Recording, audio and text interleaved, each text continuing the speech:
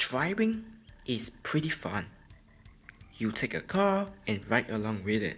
Something about being on board with a machine is simply immersive. Doesn't matter if it's your ordinary car or sports car, you can pretty much gain the same experience. But what if you don't have a license? It's okay, you still have a smaller scale experience. RC, radio control. It might not be the full experience you're looking for, but it's still fun controlling it as you watch them go around each turn swiftly. It makes you feel happy inside because you weren't able to drive the real car anyway. I myself probably wouldn't able to do it for sure. With the existence of RC cars, one man can dream. There are tons of car models based around each categories that spawn into its own unique classes.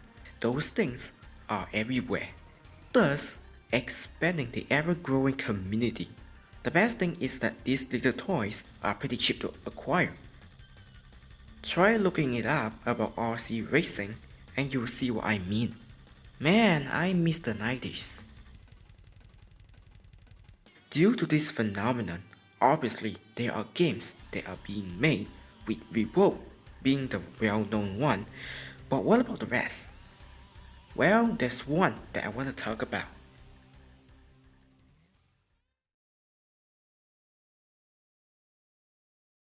RC Go is developed by Taito for the arcade in 1999.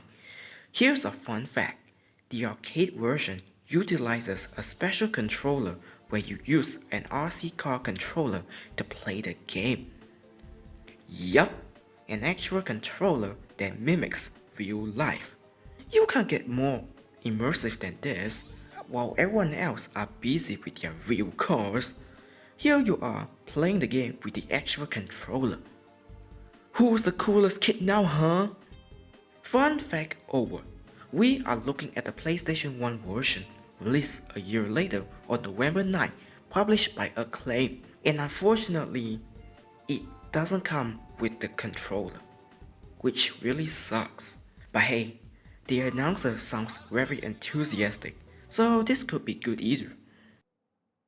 Either way, apart from your usual arcade mode, time trial and tutorial, there's also championship mode, which is the main core of the game that I will talk about later.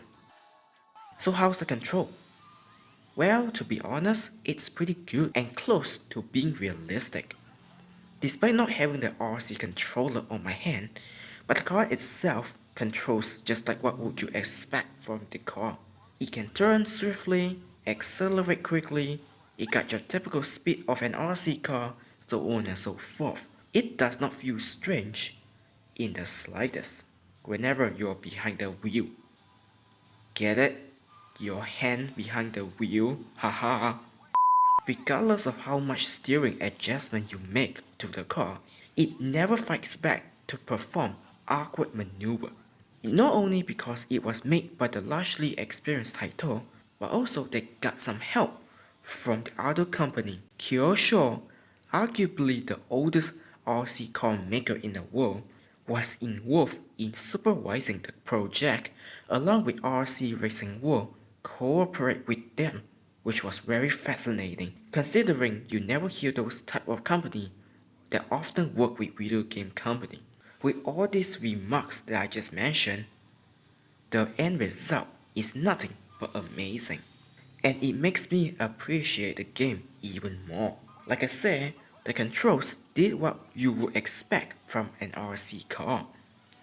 On first glances, you probably will struggle to balance the car and went all over the place, but it's part of the nature of the actual car. You need to tame the beast, just like what would you do with a pet in order to understand what they want. Are they hungry? Are they excited? Or are they mad? They also have personalities, you know, and you should never abuse them. Ever. Like I said, the car is close to being realistic.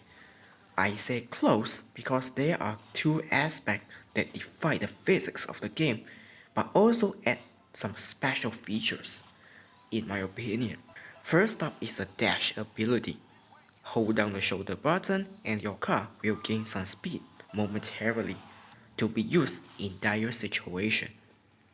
It's a neat addition that will seriously come in handy, but a clear strategy is needed as the dash itself needs to be recharged every few seconds. And also, when you decide to use it, you just can't go all dash blazing.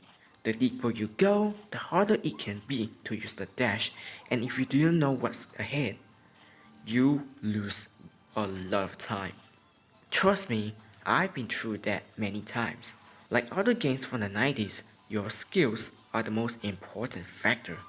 If you even want to finish the game. Wait, you don't have that? Well, get good. Don't expect loot boxes or dash to win to help you here. You are on your own, just like your life, and it could either be good or disastrous. Other than dashing past your rivals, you can use your speed and the dash to take them out. You can spin them, flip them, or even block them, and no one is gonna complain for penalty. This isn't F1, elbow to elbow is racing. Deal with it, sucker. The other aspect that I find to be strange is that the RC cars can drive in the wet. Now, truth be told, some cars can handle wet, but not excessive, especially rain. But here, these people still play in a wet condition. What a chat. See, I told you, the cars are beasts that are hungry. Not like F1 where they are too scared to be very wet. While you attempt to tame those beasts, you are then given multiple options on how you can approach them. There are two classes, on-road and off-road, which are self-explanatory. Apart from that, each classes have different stats that excels over each other, ranging from handling, acceleration, top speed, and braking. Different stats could either make or break on some tracks, and it all comes down to the player's preferences. I normally use handling and top speed, but what did you all choose? Comment below. Graphic wise, it still holds up like a fine wine. The game runs at a solid frame rate and never drops even if things get chaotic. The texture also remains as good as they are back in the 2000s with no graphic pop-up or screen tearing that can be seen anywhere. Not to mention, the details for each section are filled with different stuff to give you a different experiences. Some tracks will change from noon to sunset. The night race is filled with different spotlights, etc. This attention to detail really gives you realism that RC racing is a real business, while adding on to the fact that yourself and the rivals are present. Due to that reason, the game also adds another level of immersiveness. For the entirety of the game, your point of view will always be on the car itself, and that's perfectly designed by Taito. You know when you take part in a real race and you have to pay attention to the car you're rooting for? Well, that applies here too. Your eyes will always stay glued to your own car as it goes around the track. Wherever it is on the track, you can be assured that the car will never ever leave your vision, and at the same time, giving you the immersion that instead of looking at someone else, you need to stay focused no matter what, as one mistake could be the end of everything. Hey, look, a chopper! Oh, wait, where am I going? Oh, no. I really like this mechanic. Your car is the biggest priority and the track miscellaneous details can be a tough distraction while adding atmospheric values. All in all, Taito did an amazing job with the graphics. Anyway, I think it's time to talk about the championship mode, which is where you'll be spending most of your time. Your goal is to become the best RC racer in the world. Alright, I master arcade mode. This mode ain't gonna stop me now. Wait, why am I slow? I can't catch them.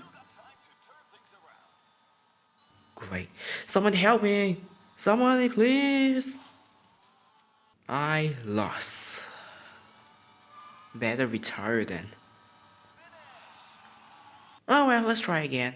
The championship adds a whole new twist to the game. You start off with a mediocre car and you have to work your way up to make some progress. Three most common things: race, shop, and tune. In race, well, you race and regardless of what result, you still earn some credits, so you don't have to kick yourself for being bad enough, because I usually do that. Earn enough credits and then take it to the shop to buy some component that will be vital. And I gotta give credit to Taito because the shop section is pretty deep in terms of customization. They are pretty much everything for your tiny little car. You want a fit engine to make your car go faster? Check. You want to add suspension to improve the handling? Double check. You want to buy wheels to improve the grip of your car whether on or off-road? Triple check. As for tune, you can add/change parts for your car. Hey, have you ever dreamed about being a bear? Well, here's your chance. Now take it and scare everyone away to win the race because you deserve it. Bear Industry 2000 Bit, a bearable car, coming to your local store in 2052. Honestly, there are too many stuff they added here to tune your car, and it almost feels like you are tuning an actual real car, which really gives me strong white from Gran Turismo. In both games, you can do lots of tuning to your right and it never gets old. Those upgrades will carry you for a long time. There are a total of 16 courses with half of them belonging to the respective classes and with the 2 extra tracks at the end. But don't get distracted by the lacking number, because each have their difficulty curves. Most of the time, you will be replaying the same old courses over and over again, which is what you're watching right now. For most of the playthrough, you will be repeating the same process. Go race, earn money, buy upgrade, go win. Go race, earn money, go buy upgrade, go win. You know the drill. Not only it does not feel tedious, but instead feel rewarding. Despite some tracks can be intimidating, but all of them, as far as I know, only last around 4 laps, and also under a minute. I'm serious when I say that the race can be completed around a minute or so, even if you're bad. The game already tells you that you ain't wasting any time losing each races, because at the end of the day, you still earn something, whether it's physical or intangible. Like what I said earlier, winning or losing does not hurt you in the slightest, because you're still able to earn credits. Oh, you finished last? Pfft, who cares? Here's your credit. Go enjoy it. Just like good old Gran Turismo, you're still able to walk away with something even if you does not win. And that's where the intangible element comes in. You will still feel satisfaction or excitement because the game is open-minded enough to present you their true intention, to give you a fun adventure while playing this. So next time when you're about to rage quit, just remember, just press the retry. Just press the retry. Just do it. It won't hurt you. Just do it. Also, if you feel frustrated, listen to the music. While the game is truly enjoyable, but it also got some minor problems in my opinion. Firstly, of course, is the content. Upon beating the game, you can do the championship mode again, but as you go through that again, all you unlock is some new cars and not new tracks, which really sucks. The second one is more of a nitpick.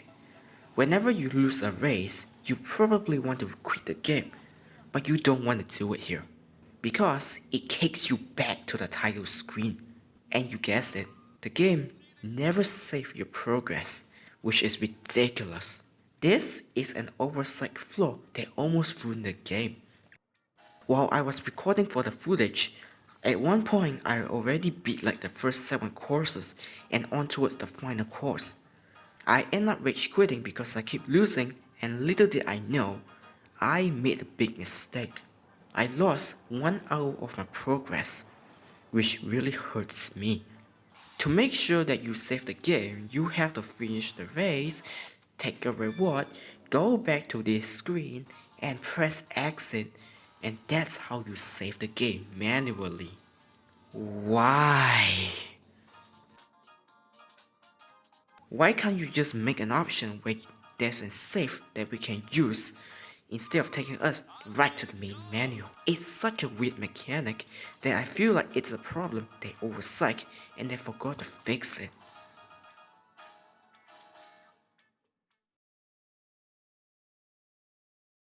So yeah, that is my review on RC.Go, a really fun arcade racer for the PlayStation, and I really highly recommend you to check it out.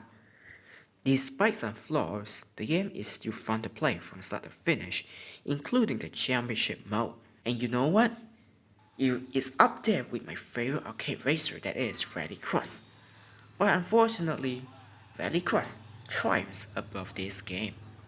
There are tons of RC games out there, but only few of them were able to capture the essence of pure racing like what you would do. And RC.Go is one of them. If you could find a cheap copy of this, go for it.